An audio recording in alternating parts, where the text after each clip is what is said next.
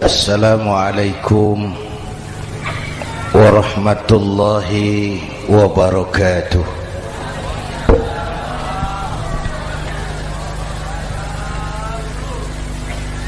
Alhamdulillahi wa kafa, wassalatu wassalamu ala sayyidina Muhammadin al-Mustafa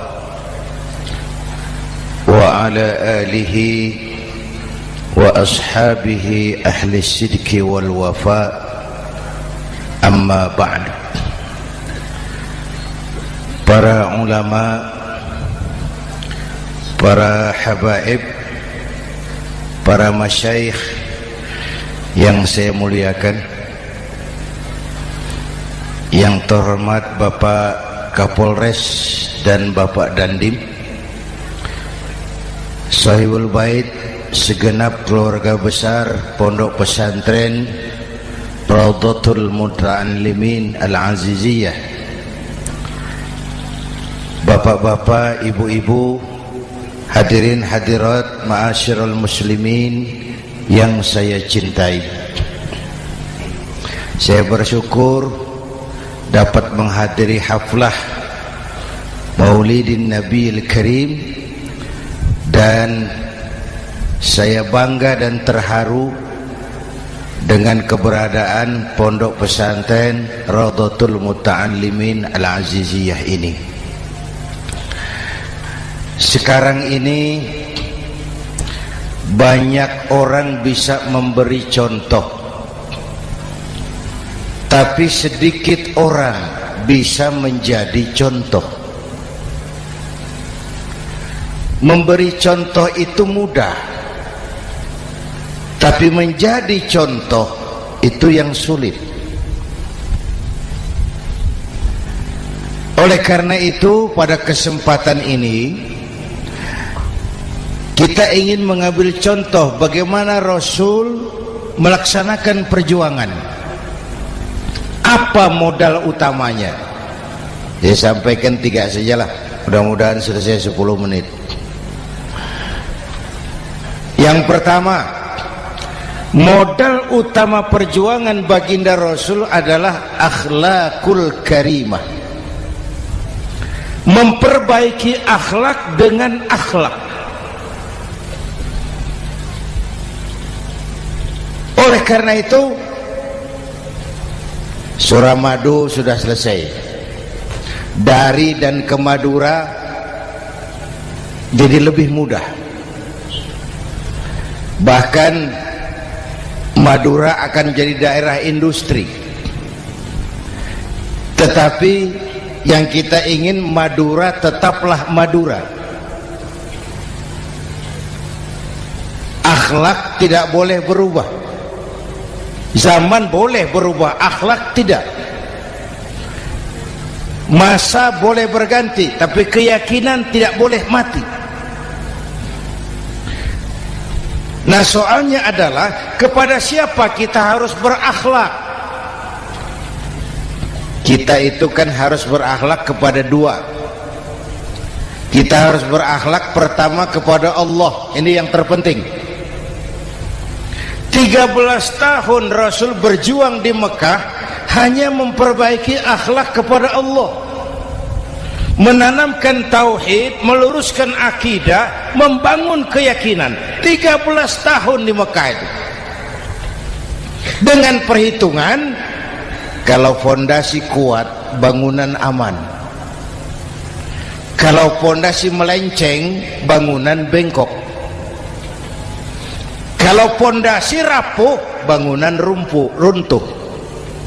Bangunan bagaimana fondasinya, orang hidup bagaimana imannya. Kekuasaan dan jabatan baru ada manfaatnya kalau dipegang tangan orang beriman. Kalau tidak, yang muncul Fir'aun. Harta baru terasa manfaatnya kalau dipegang tangan orang beriman. Itulah sebabnya bangsa kita ini bukan cuma perlu orang pintar, kita perlu orang benar. Bahkan di masyarakat lebih baik benar tidak terlalu pintar ketimbang pintar tapi tidak benar.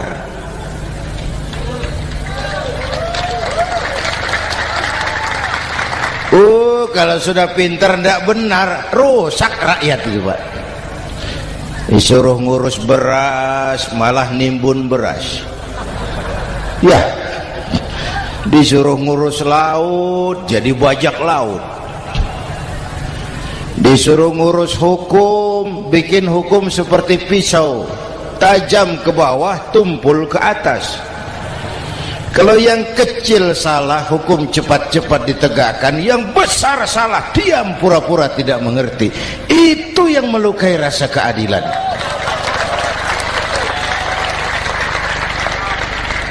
Mulai dari akhlak kepada Allah.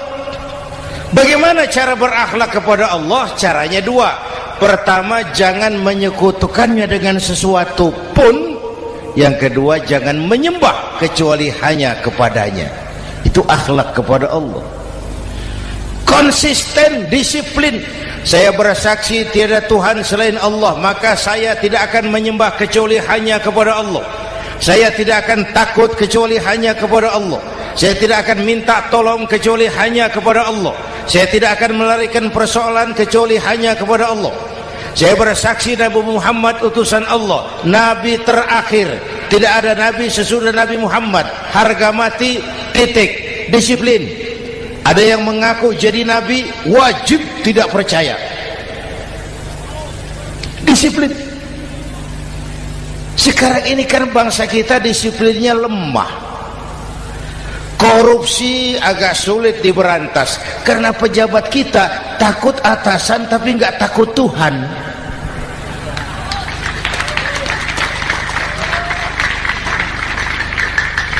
Itu sama dengan anak muda naik sepeda motor ngebut, lampu merah jalan terus, di stop sama polisi. Prit, iya Pak. Minggir, siap. SIM ada Pak. SNK ada Pak. Tahu kau lampunya merah? Tahu Pak. Kenapa lewat terus? Saya nggak tahu, ada Bapak. Itu disiplin kita. Tenang benar jawabnya, kayak orang nggak salah itu.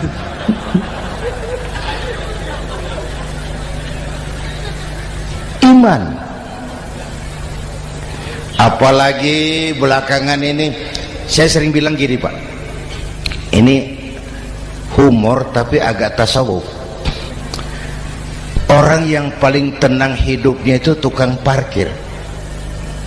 Coba lihat tukang parkir, walaupun mobil banyak, mereknya bagus-bagus, tidak pernah sombong. Benar ini, tenang. Nanti mobil pergi satu demi satu, habis sama sekali, dia tidak sedih. Tenang. Mobil banyak tidak sombong, mobil habis tidak sedih. Apa rahasianya? Ternyata, nih tasawufnya di sini. Tukang parkir tidak merasa memiliki, tapi merasa dititipi. Wah, itu. Siapa saja yang merasa memiliki, bersiaplah kehilangan, dan itu menyakitkan. Tapi kalau merasa dititipi, jabatan, harta, anak, istri, semua titipan, hiduplah seperti tukang parkir. Pertama, titipan tidak boleh bikin kita sombong. Dititipi kok sombong, tidak pantas ya. Pak Zainuddin titip mobil ya, silakan. Yang punya mobil pergi, saya peteteng. Tidak pantas dititipi kok sombong. Ada orang dititipi jabatan oleh Allah sombong, dititipi sombong. Ada enggak pejabat sombong? Ada, namanya Fir'aun. Itu pejabat-pejabat sombong anak buah Fir'aun semua. Dititipi harta oleh Allah, jadi orang kaya sombong, sama tetangga tidak mau kenal, orang lain kecil semua, jalan tidak injak tanah. kuntilanak. Yang kedua penting, titipan harus dijaga baik-baik. Kalau tidak, yang nitip marah. Yang nitip marah. Pak, titip sepeda motor, silakan. Waktu diambil sepeda motor, kaca spion pecah, knalpot hilang, bemper hancur. Marah enggak yang nitip? Marah. Saya kan titip, kenapa enggak dijaga baik-baik? Dititipi harta oleh Allah jadi orang kaya supaya bangun pesantren, bela yatim, santuni yang lemah. Pelitnya 17 setan. Yang nitip marah. Dititipi jabatan oleh Allah isinya korupsi saja, yang nitip marah. Nah, saya mau kasih lihat sekarang. Allah titip Indonesia. Allah titip Indonesia. Hai rakyat, ini Indonesia, aku titip, kata Allah. Sebentar, ada meja mau naik. Silakan, Mas. Iklan. Ya, terima kasih. Jangan disangka kalau disediakan air teh pidatonya jadi lama. Dekorasi ini kok. Sampai mana tadi?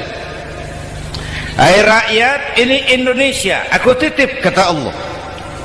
Ini negara besar dan kaya. Titipan ini ditebus dengan keringat, air mata, darah, dan nyawa. Ini bedanya. Malaysia memang merdeka, tapi diberi Inggris. Singapura merdeka, diberi Inggris. Indonesia merdeka, keringat, air mata, darah, dan nyawa. Ini negara aku titip, kata Allah. Ini negara besar dan kaya. Buminya subur. Di atas perut buminya segala tanaman hidup. Di bawah perut buminya ada gas, minyak, batu bara. Lautnya kaya, hutannya kaya. Kekayaan negeri ini harus digunakan bagi sebesar-besar kemakmuran rakyat. Itu amanat konstitusi. Disalahgunakan, dikorupsi, yang nitip marah. Yang nitip marah. Kalau dia marah, dia suruh makhluknya yang lain negur. Siapa? Merapi, Bromo, anak Krakatau. Itu Merapi demo, Pak. Kalau kita rakyat demo, anak buahnya Pak Danres turun. Tapi kalau Merapi demo, siapa yang mau ngatasi? Mbah Marijan. Selesai. Sekarang Mbah Marijan sudah kumpul sama Mbah Surip di alam barzah. Dia sudah ketemu dia. Kata Mbah Surip, tenang Mbah Marijan, tak gendong. Aman sudah. Aman sudah. Saya mau bilang Merapi itu makhluk, Krakatau itu makhluk, Bromo itu makhluk. Tidak mungkin makhluk bergerak dengan sendirinya. Pastilah ada yang menggerakkan. Maka baik-baiklah sama yang bikin angin supaya bertiupnya sesuai keperluan. Baik-baik dengan yang bikin air supaya datangnya sesuai kebutuhan. Baik-baik sama yang bikin gunung supaya meletusnya pelan-pelan.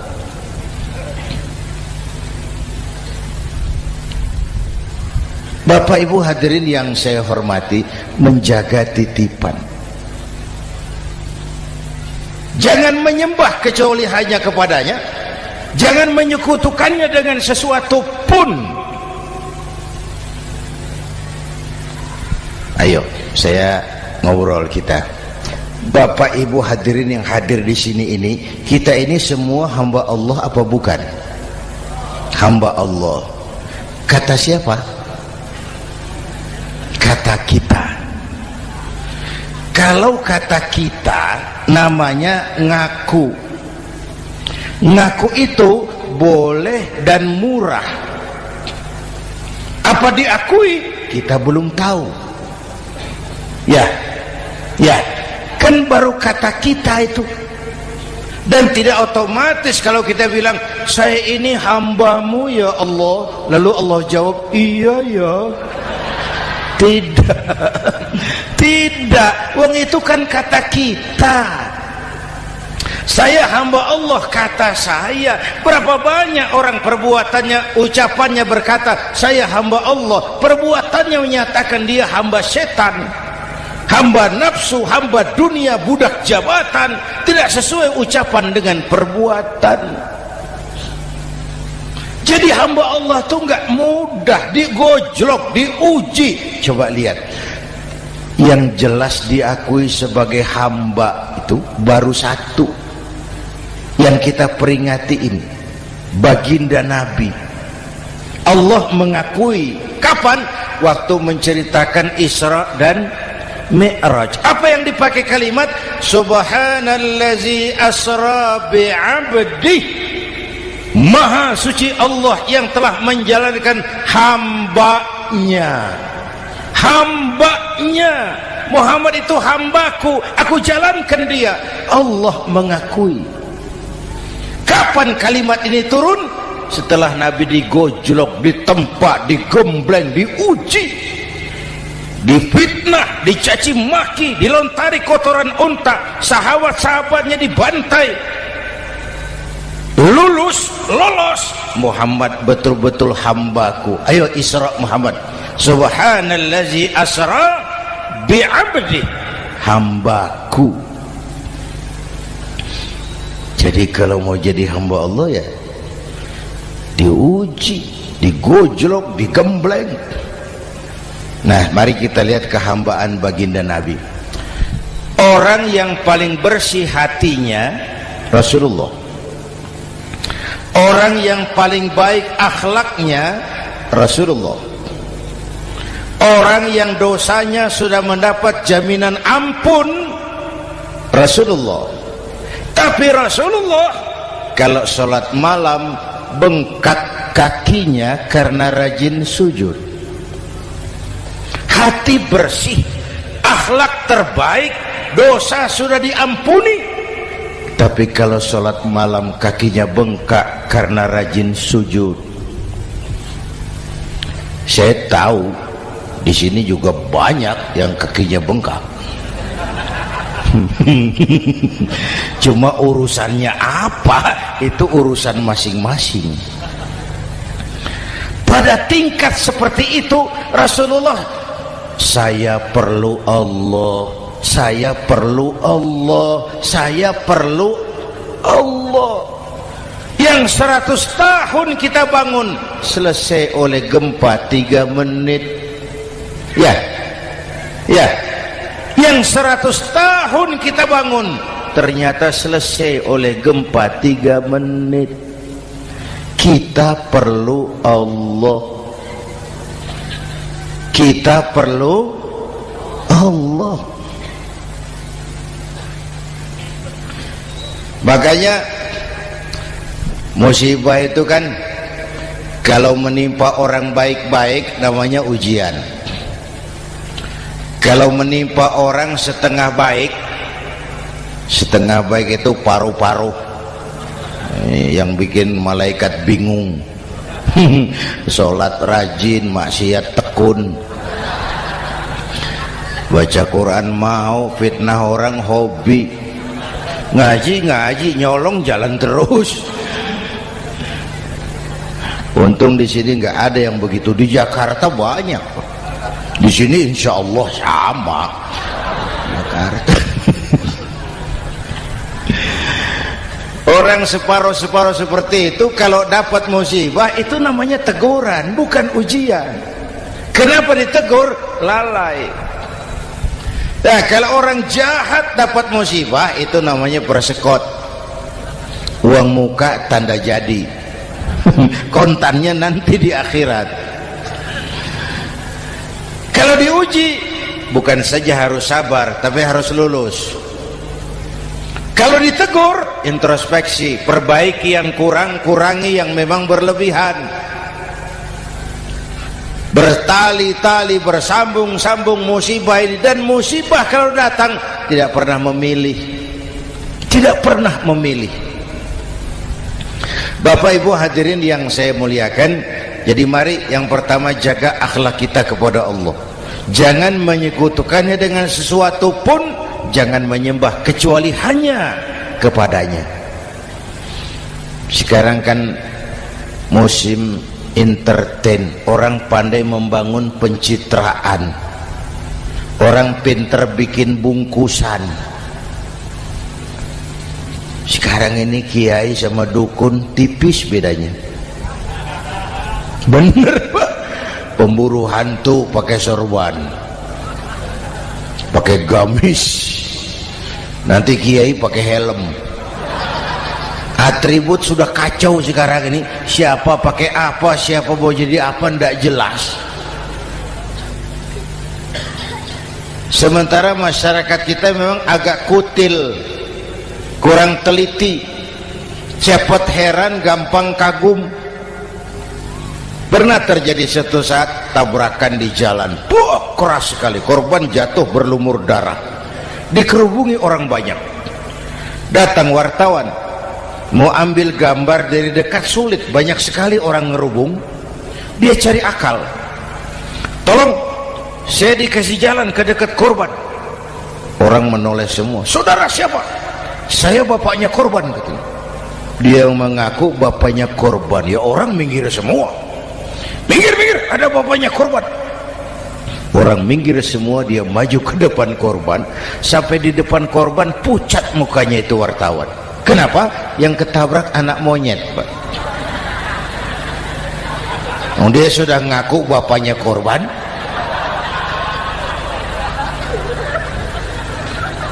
Ini cerita pendek tapi pesannya dalam. Kalau belum kenal benar jangan cepat-cepat ngakui. Ya, rakyat harus cerdas sekarang ini. Emas pasti kuning, benar itu? Apa semua yang kuning pasti emas? Udah cerdas lah itu, udah cerdas lah itu. Hati-hati, ini jangan pencitraan. Orang pandai bikin bungkusan. Oleh karena itu kita juga harus punya filter supaya tidak hanyut oleh kedangkalan-kedangkalan pencitraan itu. Satu itu akhlak kepada Allah. Yang kedua, kepada siapa kita berakhlak? Kepada sesama manusia. Kepada sesama manusia itu siapa? Pertama, sesama muslim. Malam ini saya hadir di sini, saya tidak merasa tamu. Saya hanya keluarga di tengah keluarganya. Bahwa saya lahir di Jakarta itu sih kebetulan. Saya enggak pesan. Yang kita tidak pesan jangan diributkan. Kita enggak pesan. Warna kulit seperti ini kita enggak pesan. Dari suku apa lahir kita enggak pesan. Potongan seperti ini kita enggak pesan. Islam membebaskan manusia dari ras diskriminasi.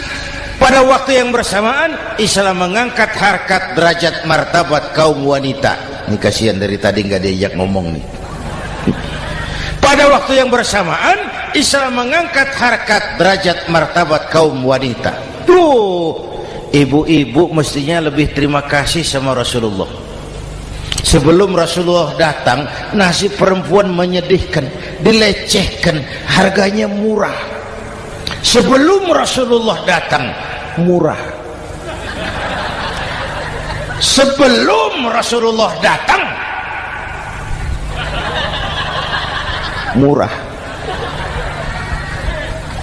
Coba lihat wanita sebelum Islam, sedih, dilahirkan hanya untuk melahirkan, alat pemuas nafsu. Kalaupun berperan, peranannya cuma segitiga, dapur sumur kasur, kasur sumur dapur, putar-putar di situ saja. Tidak usah di Arab, dunia, di Jawa. Raja-raja Jawa sebelum kenal Islam seenaknya ngumpuli perempuan kan, selirnya yang 30, 50. Sultan-sultan di Turki piara harem ratusan orang perempuan. Kaisar terakhir dinasti Ming Cina bangun istana 1000 kamar, istrinya 1000. Innalillahi wa inna ilaihi. Itu saya coba pikir, raja kalau istrinya 1000, kapan pakai kolor itu raja?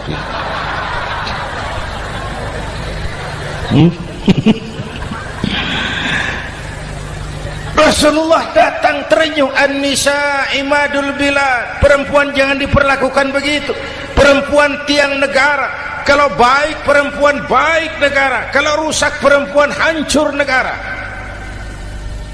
Waktu ditanya, ya Rasul, siapa yang paling harus saya taati di dunia? Ibumu.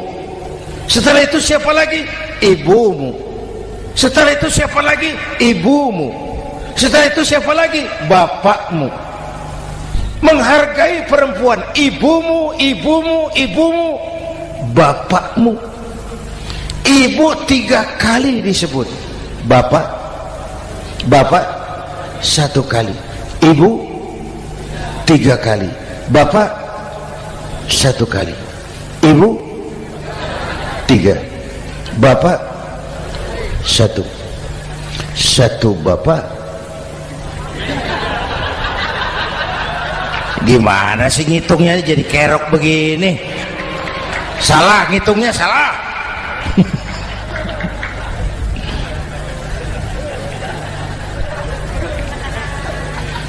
Lalu dicairkan kehidupan kemasyarakatan di masjid.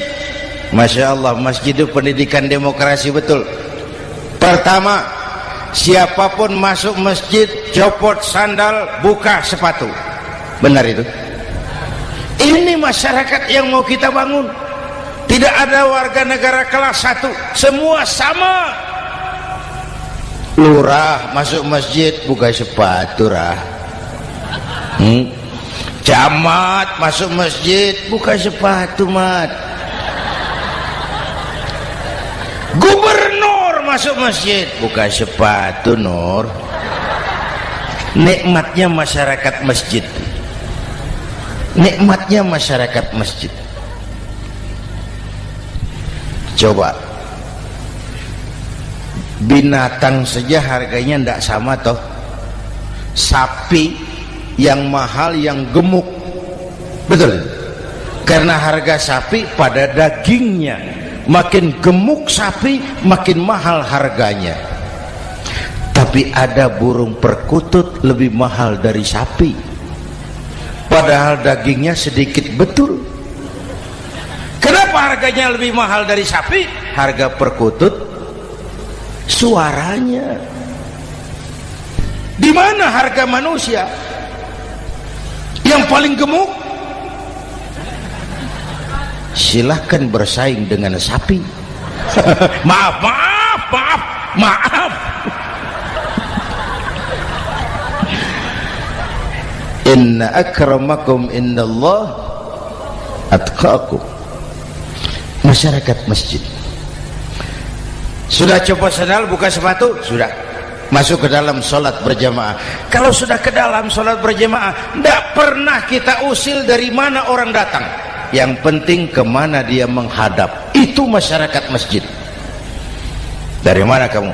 Dari kidul, Pak, madhab ngulon. Kamu dari mana? Dari lor, Pak, madhab ngulon. Kamu dari mana? Dari kulon, madhab ngulon juga. Ini kan konsep Bhinneka Tunggal Ika. Dari manapun orang datang, apapun warna kulitnya, dari suku apapun ia dilahirkan, kalau akidahnya sama, itu saudara kita. Lalu sholat berjamaah. Apa itu? Hidup bermasyarakat, berbangsa dan bernegara. Harus ada imam, harus ada makmum. Kenapa? Ini saya harus agak hati-hati ya, pakai sarung angin ini. Apa tadi ngomong apa saya? Sholat berjamaah, bermasyarakat, berbangsa dan bernegara. Ada imam, ada makmum. Siapa makmum? Kita ini rakyat. Siapa imam? Para pemimpin negara. Apa bedanya? Imam harus dipilih. Makmum? Makmum nggak usah. Coba baca kitab fikih yang setebal apapun, nggak ada bab pemilihan makmum. Nggak usah, makmum nggak usah dipilih. Orang buta boleh jadi makmum, orang bisu boleh jadi makmum, tukang mabuk boleh jadi makmum, tapi tidak tiap orang boleh jadi imam. Imam harus dipilih. Siapa yang jadi imam? Pertama, a'lamuhum, orang yang paling alim di kampungmu angkat jadi imam. Yang paling alim, bukan yang paling tua. Yang paling alim, tahu urusan, punya konsep, punya visi dan misi, mengerti negara ini mesti dibawa kemana, jalan keluarnya apa, angkat jadi imam. Pak, ada dua orang Pak, alimnya sama, yang mana yang dipilih? Kalau ada dua orang alimnya sama, kata Nabi, afsahuhum, yang lebih fasih lidahnya. Apa artinya fasih? Nyambung sama rakyat, tahu apa yang dimaui rakyat, nyambung. Tidak sah orang fasih bermakmum kepada imam cedal.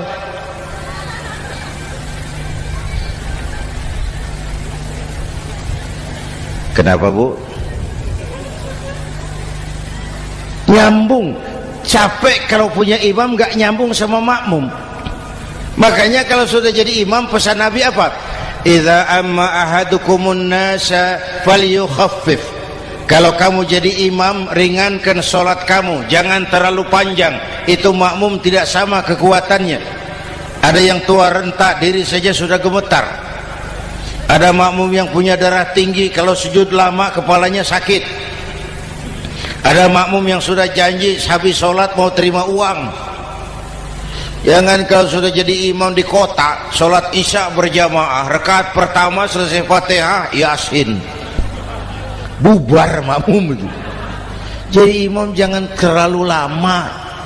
Kayak Husni Mubarak tuh, kelamaan jadi imam, 30 tahun, rakyat capek.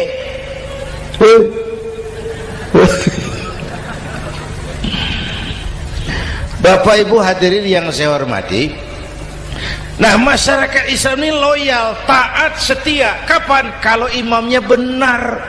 Imam takbir, makmum takbir, imam ruku', makmum ruku', imam i'tidal, makmum i'tidal, imam sujud, makmum sujud. Tapi masyarakat Islam tidak buta. Imam keliru, makmum wajib menegur. Ya. Bagaimana negurnya? Mestinya ruku', imam sujud. Wah, keliru ini. Subhanallah, kan gitu. Itu aturan main. Tidak boleh imam keliru, makmum emosi, main pegang, mam, hoi salah, hoi, kacau sholat.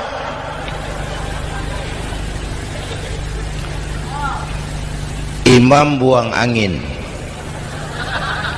apa makmum lalu berkata, demi kesetiaan saya kepada imam, imam buang angin, saya lebih keras lagi. Goblok. Iyyaka na'budu wa iyyaka nasta'in. Sampai situ imam buang angin, minggir.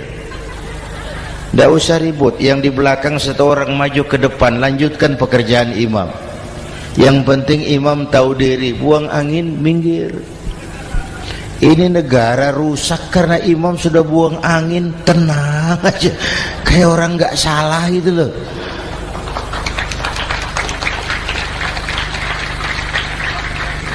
Selesai sholat dikasih tahu, imam tadi buang angin ya sedikit.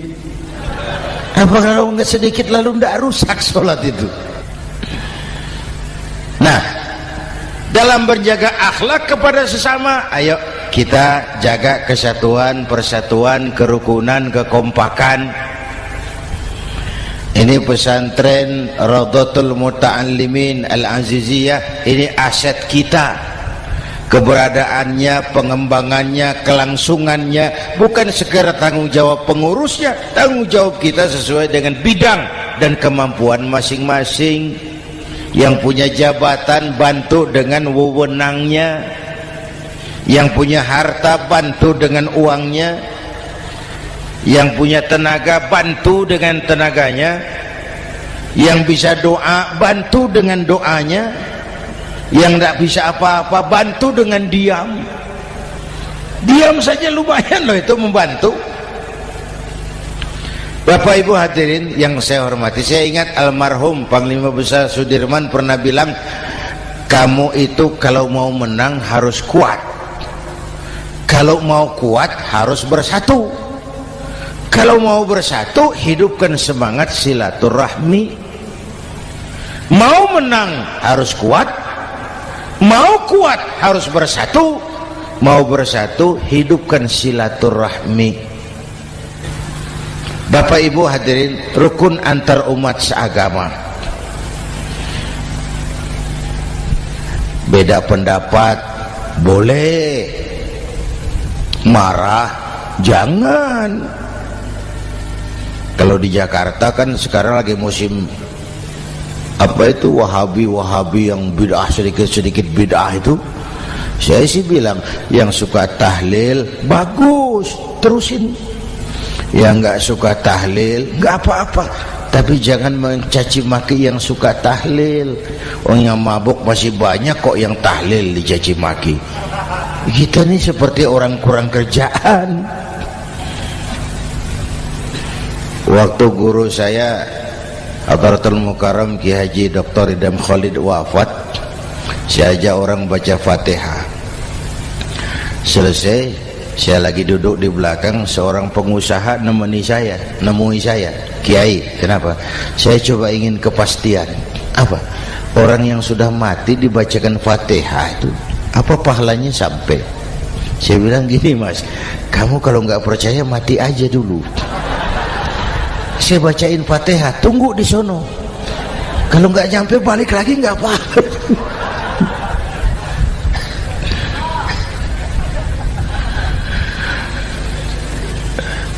Depan rumah saya itu ada masjid, Pak, pakai beduk seperti itu. Ada teman saya, Kiai, pakai beduk masjidnya. Iya pakai. Kan Rasulullah tidak pakai. Tidak memang. Bid'ah tuh. Loh, siapa bilang? Beduk itu bukan agama, itu budaya, tanda masuk waktu. Bukan manggil orang sholat. Manggil orang sholat pakai azan. Tanda masuk waktu, itu hebatnya Wali Songo, pakai beduk. Kalau nggak mau pakai beduk boleh, teriak-teriak juga boleh. Maghrib, boleh. Tapi Wali Songo kan bijaksana, pakai beduk saja, sekali pukul satu desa dengar. Itu bijaksananya dakwah Wali Songo. Kalau beduk dianggap bid'ah, miskin kita. Itu budaya. Seperti sepeda motor, itu budaya. Kalau nggak mau pakai beduk boleh, teriak-teriak juga boleh. Maghrib, boleh. Tapi Wali Songo kan bijaksana, pakai beduk saja, sekali pukul satu desa dengar. Itu bijaksananya dakwah Wali Songo. Kalau beduk dianggap bid'ah, miskin kita. Itu budaya. Seperti sepeda motor, itu budaya. Kalau beduk dia nggak bid'ah, sepeda motor bid'ah tuh. Rasulullah nggak pakai, jual, beliin unta.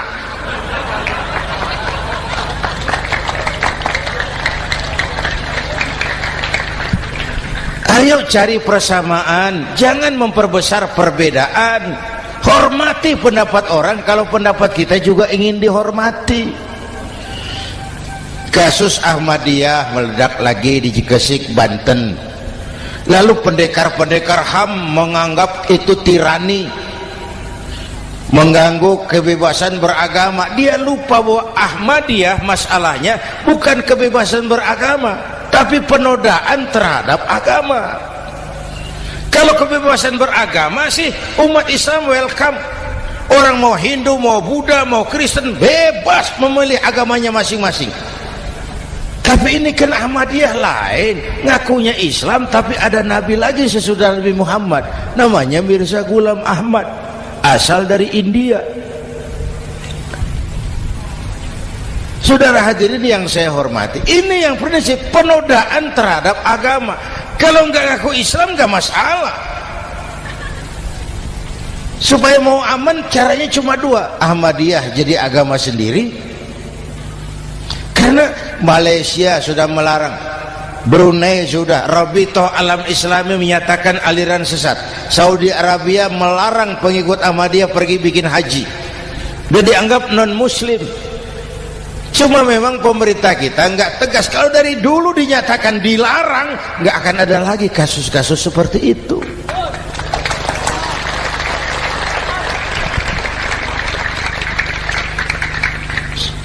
Nah, selain itu kita umat juga harus disiplin.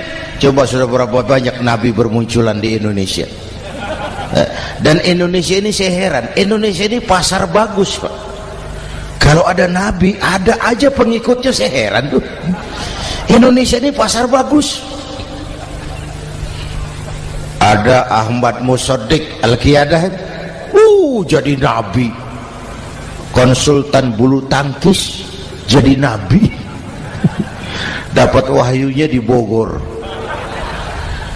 ditangkap polisi 4 tahun. Muncul lagi di Bandung, namanya Sayuti, tukang cukur, ngaku dapat wahyu jadi nabi, ditangkap polisi lagi 2 tahun. Di Malang Ustadz Roy, ya sebenarnya petinju, dia masuk Islam, mu'alaf, belajar Islam tidak pakai guru, diutak-atik ayat Quran. Sholat kita harus mengerti artinya, maka sholat boleh pakai bahasa masing-masing. Ramai masjid. 2 tahun penjara. Di Jakarta muncul lagi Lia Edan, ngaku Jibril, ditangkap juga oleh polisi. Kita salut sama polisi kita lah, bukan cuma teroris, Jibril ditangkap Pak Kapolres. Saya bilang sama teman-teman polisi, untung dia ngaku Jibril, Pak. Coba kalau dia ngaku Israel, lebih gawat itu.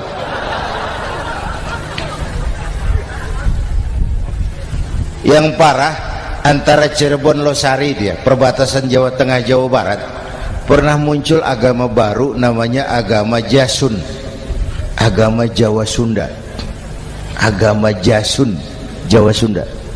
Yang jadi nabi Tugimin. La haula wala quwata. Saya bilang ini jangan jadi nabi, jadi kiai juga nggak angker ini. Al Mukarram Bapak Kiai Tugimin, nggak enak. Yang lebih nggak enak selawatannya loh itu. Kalau kita kan tadi nikmat tuh, ya Habibi ya Muhammad, nikmat rasanya itu. Coba ganti sama yang tadi, wah enggak, ya Habibi ya Tugimin, enggak enak itu, Pak. Jadi umat Islam itu sangat menghormati orang lain agama. Soal agama orang lain, lakum dinukum, awas hati-hati kalimatnya. Kita menghormati orang lain agama. Soal agama orang lain, lakum dinukum. Kita memang yakin cuma Islam agama yang benar, tapi bukan berarti kita boleh menghina agama orang lain. Kenapa? Kalau agama kita yang dihina, kita kan sakit hati. Orang lain sama dong. Itu sebabnya Allah berpesan, jangan kau caci maki Tuhan mereka, karena mereka akan balas mencaci maki Tuhanmu. Dan itu artinya mencaci maki aku, kata Allah. Jelas ini? Jelas? Justru karena umat Islam mayoritas di Indonesia, maka kerukunan antar umat beragama terjaga dengan baik. Kalau umat Islam mau main kasar, mau main kayu, mau main keras, Umat Islam ini 85%, yang lain pasti selesai, saya jamin selesai. Tapi kan tidak, kita sadar betul ini negara Pancasila, kita sadar betul bahwa kita harus menghargai orang lain agama, menjaga kerukunan, rukun antar umat beragama. Yang ketiga, rukun antar umat beragama dengan pemerintah. Dulu kiai saya bilang, sultanun zulum khairum min fitnatin tadum. Pemerintah yang jelek pun sebenarnya masih lebih lumayan ketimbang tidak ada pemerintahan, kalau itu ukurannya. Coba umpama nanti Pak SBY sudah terlalu pusing, lalu pengumuman jam 000, seluruh rakyat Republik Indonesia saya umumkan mulai malam ini tepat jam 000 pemerintah bubar. Ayo bayangkan seperti apa kita tanpa pemerintah. Hukum rimba, yang kuat menekan yang lemah, yang kaya merampok yang miskin. Rumah saudara dirampok, lapor ke polisi, kata Kapolres, maaf polisi baru bubar. Hak asasi diinjak-injak, lapor ke pengadilan, pengadilan bubar. Masih ada pemerintah saja yang kuat suka menekan yang lemah, apalagi kalau tidak ada pemerintah. Karena itu ulama dan umara dua pilar utama. Kalau kuat keduanya, kuatlah masyarakat. Kalau rapuh keduanya, maka rapuhlah juga masyarakat. Bapak Ibu hadirin yang saya hormati, ini yang kedua, kita harus berakhlak kepada sesama. Yang ketiga, kepada siapa kita harus berakhlak? Kenapa? Iya, saya cuma lihat jam. Yang ketiga, kepada siapa kita harus berakhlak? Kita ini harus berakhlak kepada makhluk Allah yang lain di luar manusia. Kepada air kita harus berakhlak loh Pak. Saya dulu remaja ngaji fikih, kiai ngajar makruh buang air kecil di tanah yang berlubang. Saya protes, kenapa makruh kiai? Pertama, untuk kesehatan. Siapa tahu di lubang yang kau kencingi ada gas beracun. Kalau tidak kiai, kalau tidak maka artinya kau harus melindungi binatang yang ada di dalam lubang. Siapa tahu di lubang yang kamu kencingi ada semut sedang rapat membahas masalah Mesir. Apa dosanya lalu mati dikencingi? Ini namanya rahmatan li semut. Bapak Ibu hadirin yang saya hormati, ada hadis sederhana, fa iza zabahtum fa ahsinu zibhata. Kalau kamu menyembelih hewan, sembelihlah dengan cara yang terbaik. Jangan nyembelih ayam pakai pisau tumpul, itu namanya tidak berperi kebinatangan. Kepada ayam kita berakhlak, kepada pohon kita berakhlak, kepada air kita berakhlak. Kenapa sekarang alam tidak seramah dulu? Karena kita juga tidak ramah kepada alam. Kenapa sering terjadi banjir? Karena tempat air kita kurangi. Dia bingung mau kemana. Air nggak punya tempat, akhirnya masuk ke rumah kita juga, masuk dalam zoharul fasadu bil barri wal bahri bima kasabat aydin nas, karena kita tidak berakhlak kepada lingkungan. Bapak Ibu hadirin yang saya hormati, jadi itu yang pertama, modal utama perjuangannya akhlakul karimah. Mau sukses, utamakan akhlak. Industrialisasi boleh terjadi di Madura, jalan berhotmik licin, oke, listrik masuk desa, alhamdulillah, tapi akhlak jangan berubah, akidah jangan goyah.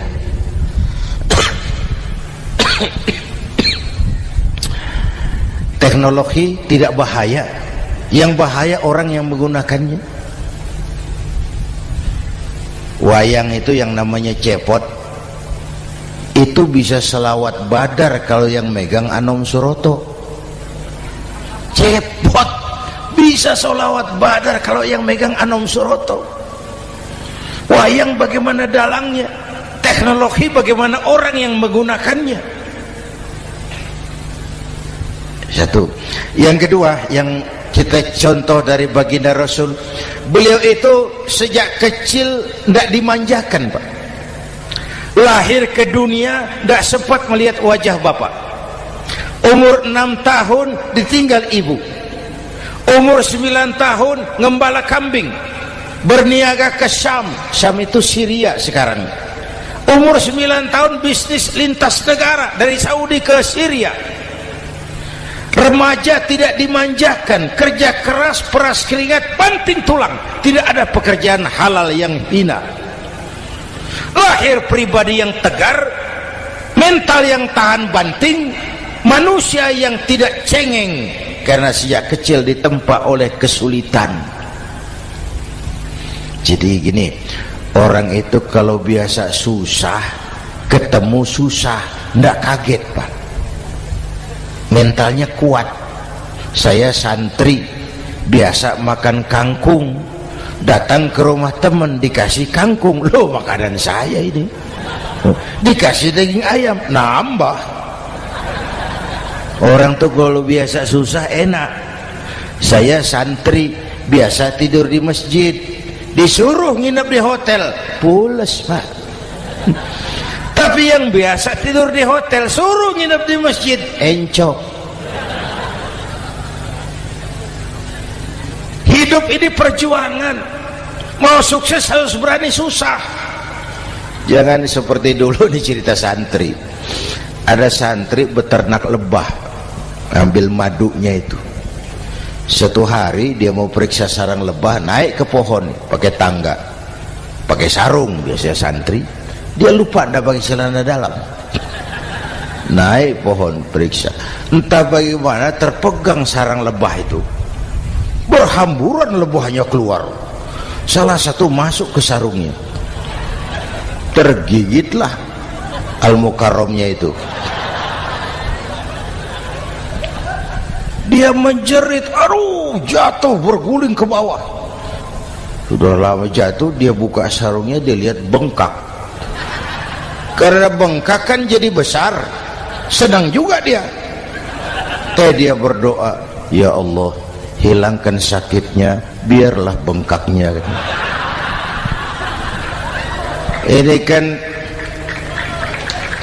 Ini doa orang nggak konsekuen. Bengkak dan sakit itu paket. Mau bengkak ya harus berani sakit. Masa sakitnya bengkaknya mau, sakitnya nggak mau. Itu satu itu. Yang kedua, kita ini sering kalau punya cita-cita sering seperti rapat tikus. Satu hari sekelompok tikus rapat paripurna tikus untuk mengantisipasi bahaya kucing. Bagaimana supaya kucing itu jangan lagi mengganggu kita. Akhirnya ada yang mengusulkan begini, bagaimana kalau di leher kucing kita gantungkan lonceng, supaya kalau dia datang dari jauh suaranya sudah kedengaran dan kita bisa lari menyelamatkan diri. Wah, cerdas dia. Setuju semua. Setuju, bagus. Nah, oke. Waktu pembicaraan dilanjutkan, tikus mana yang mau menggantungkan lonceng ke leher kucing? Rapat bubar. Setuju, akur. Iya. Waktu kerja selesai. Bapak Ibu hadirin yang saya hormati, terutama anak-anak saya, para santri, remaja, pemuda. Hidup ini persaingan. Bapakmu tamat SD, nak kau sarjana. Bapakmu cuma jadi RT, nak kau camat.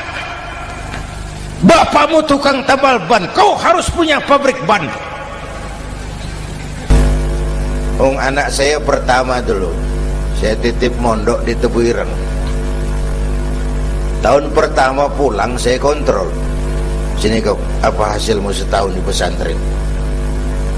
dia sodorkan saya sebuah piagam penghargaan juara lomba pidato di pondoknya. Saya heran, ini anak di rumah jarang ngomong, kok bisa jadi juara pidato? Saya tanya, kamu bisa pidato, apa yang dipidatoin? Dia bilang, kan kaset ayah dihafalin gitu. Ya saya ketawa juga, waktu itu dia masih anak-anak. Baiklah, tapi apa cita-citamu? Saya kepengen seperti ayah. Wah, kau ini salah. Kalau aku ayahmu di matamu, menurutmu hebat, mestinya kau 10, 100, 1000 kali lebih hebat dari orang-orang yang kau anggap hebat. Karena tantanganmu akan lebih berat dari tantangan yang aku hadapi sekarang. Kalau kau sama dengan aku, kau ditinggalkan zaman karena kau tidak mampu menjawab tantangan zamanmu. Bapak Ibu hadirin yang saya hormati, persaingan tajam, tantangan makin berat. Oleh karena itu diperlukan semangat yang dicontohkan Nabi. Kerja keras, peras keringat, banting tulang. Tidak ada pekerjaan halal yang hina. Sejak kecil ditempa oleh kesulitan. Asal jangan seperti saya tadi ngobrol sama teman-teman, sekarang ini di negara kita banyak politisi miskin negarawan. Pejabat-pejabat kadang-kadang kalau ngelihat rakyat tuh komentarnya nggak berpihak kepada rakyat. Saya ingat waktu Mentawai dihantam gempa, Nias hancur, infrastruktur hancur, rumah rakyat luluh lantak. Ketua DPR Pak Marzuki Ali bilang, bagaimana itu rakyat? Ya itu resikonya punya rumah di pinggir laut. Waduh, ini bukan komentar pemimpin, rakyat lagi susah kok dibilang kayak gitu. Saya prihatin dengan ucapan kayak gitu. Waktu cabai 100.000, di sini berapa sekarang? Sama ya. Waktu cabai mahal, ada pejabat bilang, rakyat suruh nanam cabai aja di halaman rumahnya. Ini kan gak solutif dan gak cerdas. Cabai naik, rakyat suruh nanam cabai. Nanti beras naik, rakyat suruh nanam padi. Yang saya khawatir kalau telur mahal, apa rakyat suruh betelur gitu.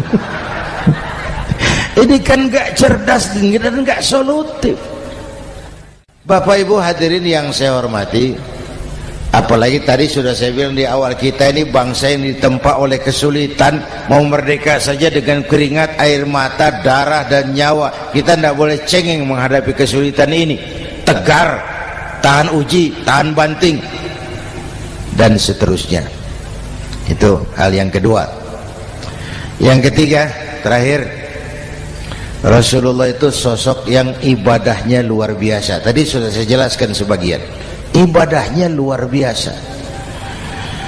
Ayo kita bantu keamanan negeri kita ini. Dengan apa? Istighfar. Wa ma kana Allahu mu'adzibahum wa hum yastaghfirun. Allah tidak akan turunkan bencana selagi di tengah mereka masih banyak orang-orang yang istighfar. Rasulullah yang dosanya sudah diampuni sehari 100 kali istighfar. Ayo kita ngobrol ini. Pak, saya ini, Zainuddin ini, kalau mengharap masuk surga dengan amal yang saya kerjakan sendiri, rasa-rasanya tipis harapan. Bener. Sholat saya berapa banyak saya tahu. Sedekah saya berapa duit saya tahu. Dosa saya berapa banyak saya tahu. Lalu saya baca sejarah. Nabi Adam dosanya 1, makan buah khuldi, dikeluarkan dari surga. Nabi Adam dosanya 1, dikeluarin. Kita dosanya banyak, kepengen masuk. Ini nggak nyambung ini. Nabi Adam dosanya 1, dikeluarin dari surga. Kita dosanya banyak, kepengen masuk. Nggak nyambung. Apa yang bikin saya besar hati? Apa yang bikin saya optimis? Ada dua, Pak. Pertama yang disebut rahmat Allah, yang kedua disebut syafaat Rasulullah. Dua itu, Pak. Oh, kalau kita ini insya Allah nanti sampai ke surga, amin, amin. Kalau kita ini sampai ke surga, Pak, saya jamin itu bukan karena amal kita, itu karena rahmatnya Allah. Ndaklah seberapa banyak sih amalan kita mau menggapai surga. Kalau bukan karena rahmatnya Allah, sulit sampai ke sana.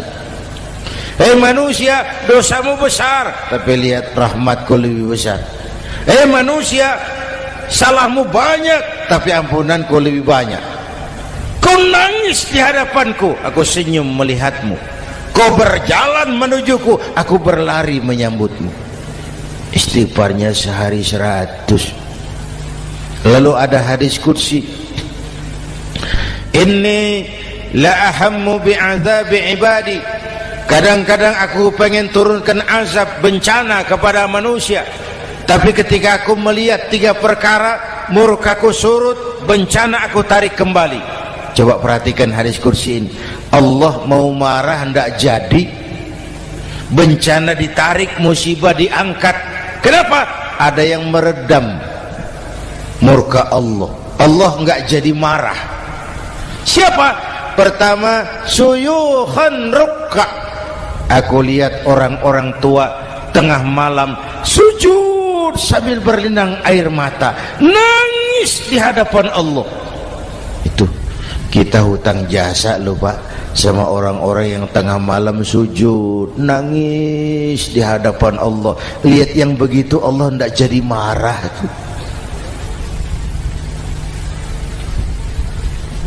Saya tahu nih bapak-bapak nih, ibu-ibu kan suaminya sering bangun tengah malam ya, Bu. Kencing. Bikin bingung malaikat. Sudah mau ditulis tahajud, kencing doang. Kata malaikat, sialan, hampir salah tulis.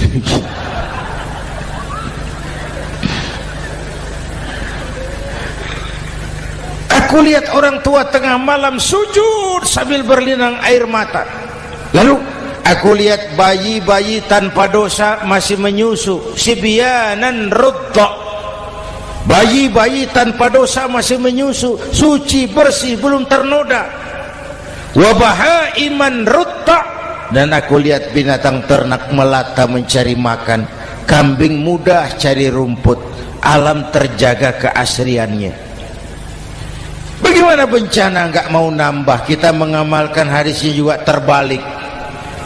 Yang diminta itu orang tua tengah malam sujud, bayi tanpa dosa nyusu. Sekarang bayi tanpa dosa dibuang ke tempat sampah gara-gara orang tua tengah malam nyusu. Terbalik namanya. Yang diminta itu orang tua tengah malam sujud, bayi tanpa dosa nyusu. Ini bayi tanpa dosa dibuang ke tempat sampah gara-gara orang tua tengah malam.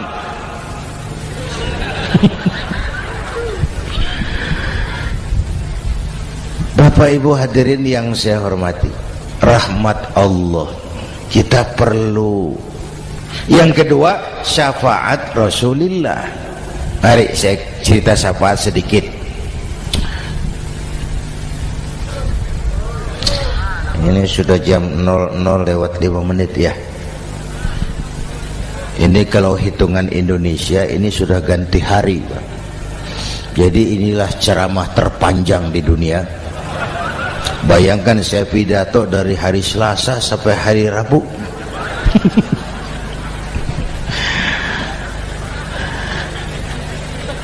Syafaat agak saya singkat ceritanya.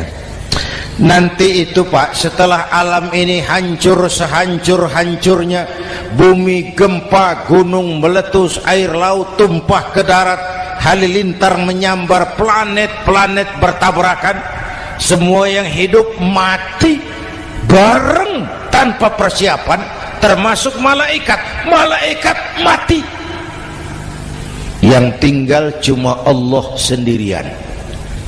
Yang lain hancur semua, tinggal Allah sendirian. Allah patroli, berseru-seru, limanil mulkul yaum, ahai, siapa penguasa hari ini? Mana Fir'aun yang ngaku Tuhan? Nongol kalau memang Tuhan. Mana Abrahat, mana Namrus, mana itu Benito Mussolini, mana itu Adolf Hitler, mana itu Hosni Mubarak? Penguasa-penguasa yang ngaku berkuasa, nol kalau memang penguasa. Gak ada yang jawab, Pak, semua sudah rebah.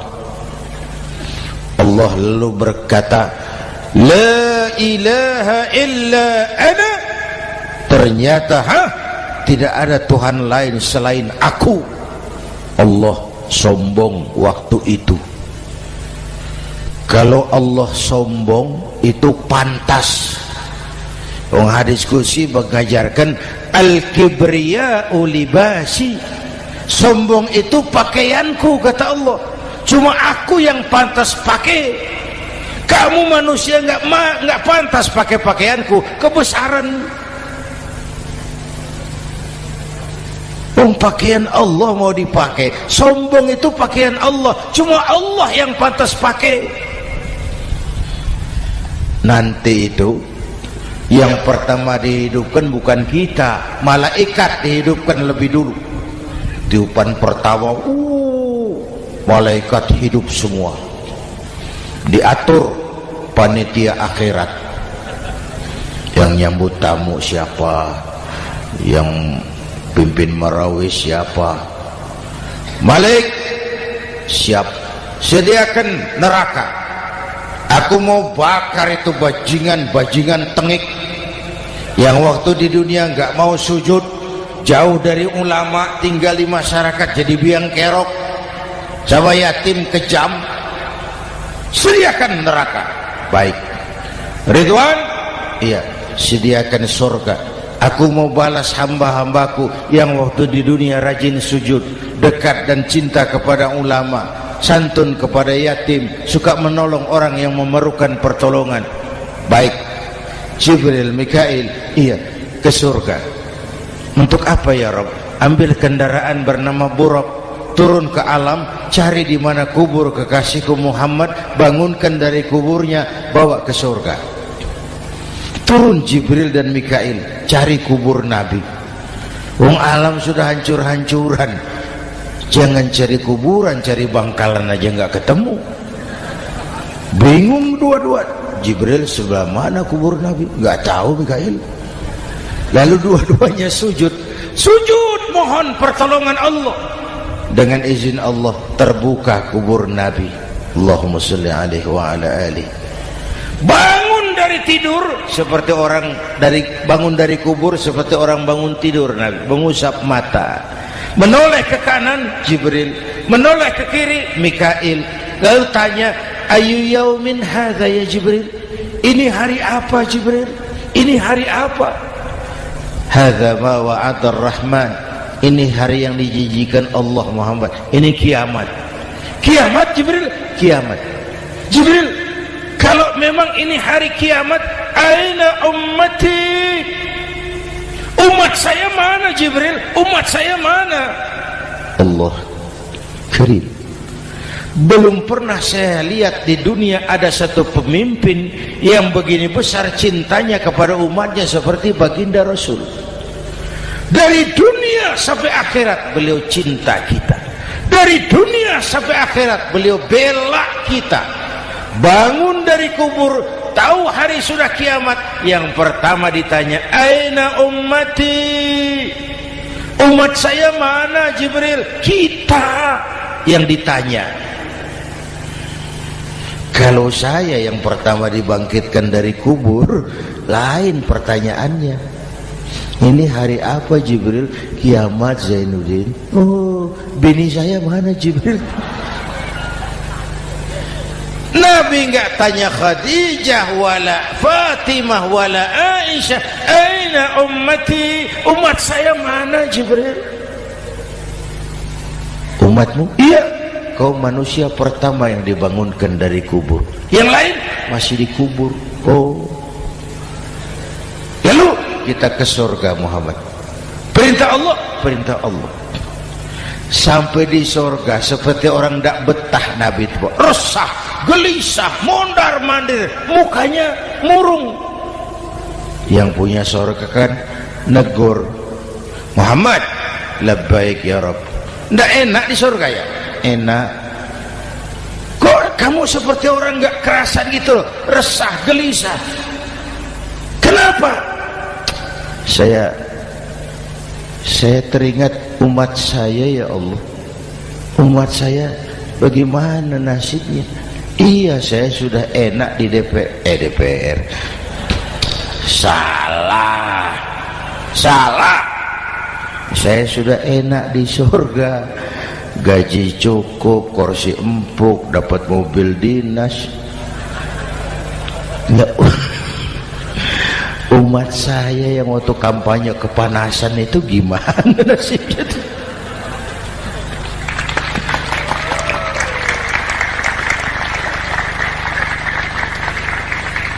Makanya dulu di Senayan, di depan kantor DPR tuh banyak tukang kaca jualan di situ.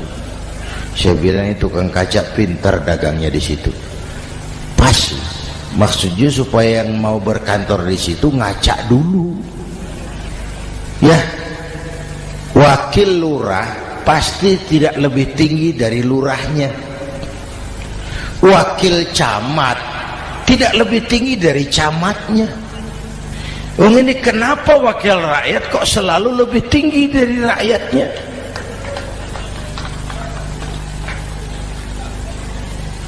Kan yang memberikan mandat kita rakyat. Kemerdekaan bertujuan mengantarkan rakyat ke gerbang kesejahteraan. Lalu rakyat mempercayai tugas itu kepada pemerintah dan wakilnya di DPR. Saya percayakan kamu mengantarkan rakyat ke gerbang kesejahteraan. Itu amanat Undang-Undang Dasar.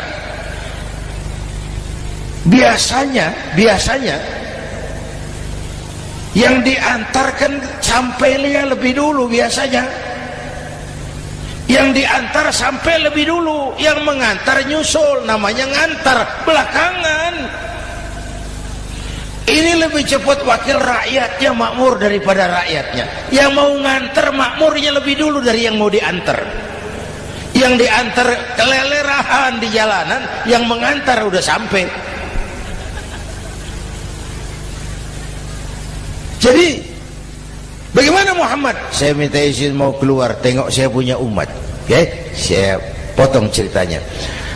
Saat manusia dibangkitkan dari kuburnya masing-masing, Masya Allah, Masya Allah, saya nggak sanggup bayangkan jumlah manusia yang hidup di muka bumi sekarang kan 6 miliar. Cina berdua, India 2,5 miliar. Cina 1,5 miliar, India 1 miliar rakyatnya. Berdua sudah 2,5 miliar. Itu kalau kencing bareng banjir besar. Bayangkan manusia dari awal sampai akhir berapa puluh miliar kumpul di padang mahsyar. Subhanallah. Sibuk, panik, bingung mau disidang di hadapan Allah. Sebagian kumpul di pojokan berunding, kita mau disidangi. Terus ayolah kita cari bantuan. Kemana? Adnan Buyung. Begini.